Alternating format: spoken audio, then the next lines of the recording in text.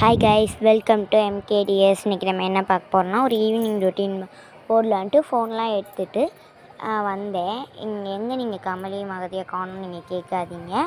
கமலியும் மகதி வந்துட்டு வேலை பார்த்துட்ருக்கா, பார்த்துருப்பா.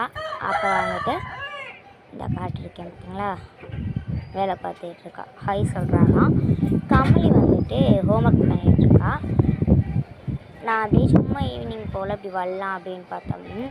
அப்போதைக்கு வந்துட்டு இந்த செடியெல்லாம் பார்த்துட்டு போகலாம் அப்படின்ட்டு வந்தேன். அப்போதைக்கு தான் ஒரு கரட்டான் பார்த்தேன். ரொம்ப நாளாகவே நம்ம கண்ணில் இந்த கரட்டான் பட்டுக்கிட்டே இருந்துச்சு.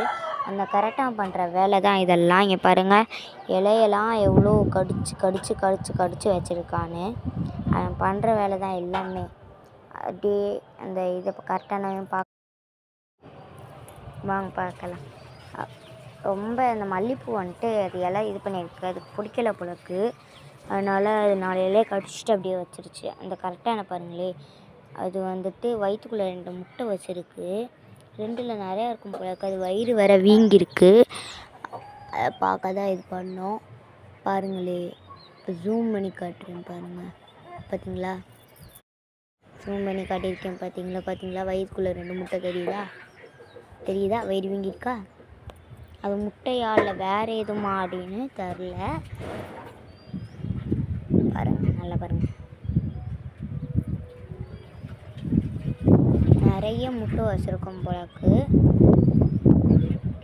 சரி, அப்படியே இங்கிட்டு வந்துட்டு செடியெல்லாம் பார்த்துட்டு, செடியில் வந்துட்டு முதல் முட்டை கிடையாது, ஆல்ரெடி முட்டை விட்டுருக்கோம். அந்த முட்டைலாம் அப்படியே பார்த்துட்டு அப்படியே இங்கிட்டு ஒரு முட்டை இருந்துச்சு.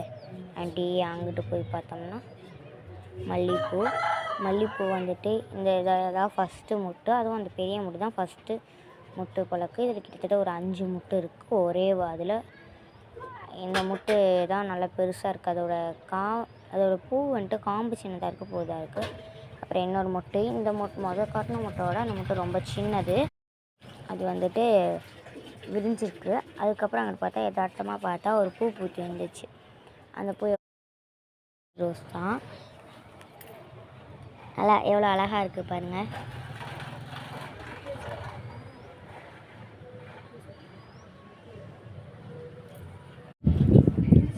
அப்படியே பார்த்தேன்.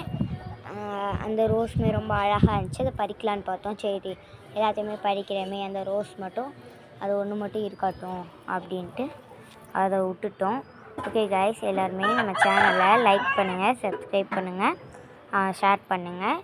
இந்த வீடியோ யார் யாருக்கெல்லாம் பிடிச்சிருக்குன்னு சொல்லுங்கள். ஓகே கைஸ், பாய்.